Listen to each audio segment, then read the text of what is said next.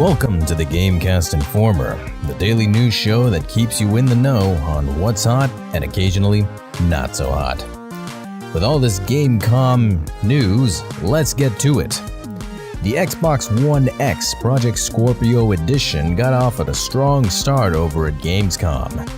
The affectionately known Xbone X, or it's going to be known as the Xbox redundantly, has some pretty good things going off for it in the Microsoft section. Among them is that there are now 100 confirmed Xbox One X enhanced titles, including Wolfenstein 2. Now, what this really means is that they're only going to re-release these games with better graphics, or so it seems. It also looks like there's going to be a new trailer for Middle-earth's Shadow of War along with Assassin's Creed Origins. With these news, Sea of Thieves is now also going to support cross-play between PC and Xbox.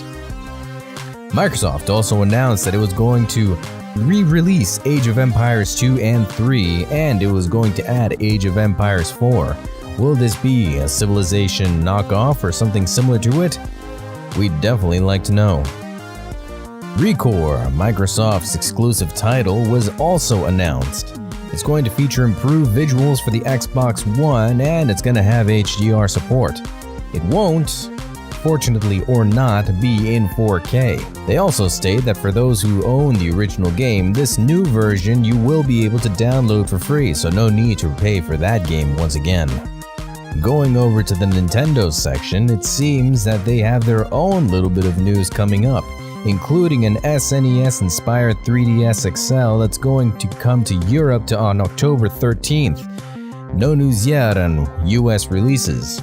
Also, 3 new games have been announced for the 3DS, including Super Mario 3D Land, Luigi's Mansion 2, and Kirby Triple Deluxe. And of course, as mentioned before on previous podcasts, Pokemon Ultra Sun and Ultra Moon pre-orders are now open, so you can get those delicious steel backs at any time. Pokemon Gold and Silver will be re-released for the 3DS XL as well, and packaged editions can now be pre-ordered on the Nintendo site. Fire Emblem Warriors is also getting a 3DS release along with a Nintendo Switch release in autumn and has a fiery new trailer to go with it. While Super Mario Odyssey is going to be the focus of the show, there are also going to be a couple of live streams from Nintendo dedicated to the Super Mario Odyssey gameplay, but there will also be one for Metroid: Samus Returns, where we can see some footage and hear from the developers of the game. Can't wait to see what they're gonna say. Nintendo, of course, also has news for Splatoon 2, Mario Rabbids, and the Pokken Tournament. Sony had his own little section in Gamescom as well, and has some pretty exciting news, including that Shenmue 3 is actually going to be released for the PS4. The trailer was shown, and to be honest, it looks very good. Destiny 2 is also going to be released, and its trailer is getting even closer, making all the Destiny players all the more excited. There's going to be a GT Sport-inspired limited edition PS4 Pro console for those guys who are really into the racing jimmies.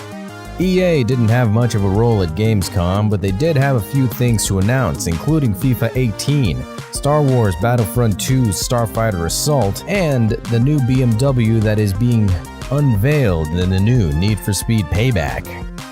The Sims 4 is going to be coming to Xbox One and PS4 in November, along with its Cat and Dogs expansion being released on November 10th.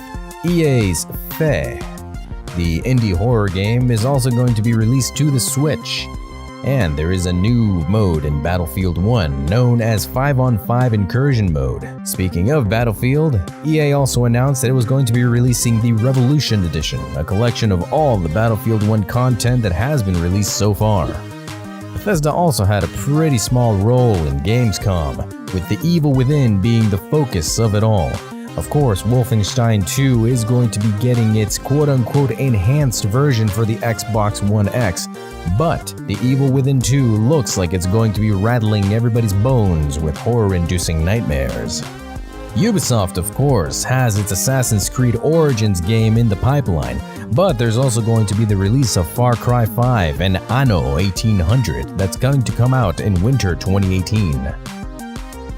Final Fantasy XVIII is going to be getting a Windows edition. and PlayerUnknown's Battlegrounds is getting NVIDIA Shadowplay highlight support. Square Enix is showing off its Life is Strange Before the Storm trailer, and Destiny 2 will be featuring HDR on PC. And of course, to wrap this all up, HP announced its brand new gaming laptop, the Omen X. This laptop looks like it's going to be a monster, and you can read more about it on techradar.com or anywhere else you can really Google this laptop.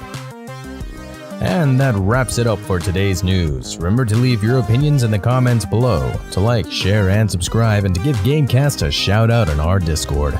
We're also on Facebook, Instagram, Snapchat, Twitter, and Patreon. Thank you all so much for watching.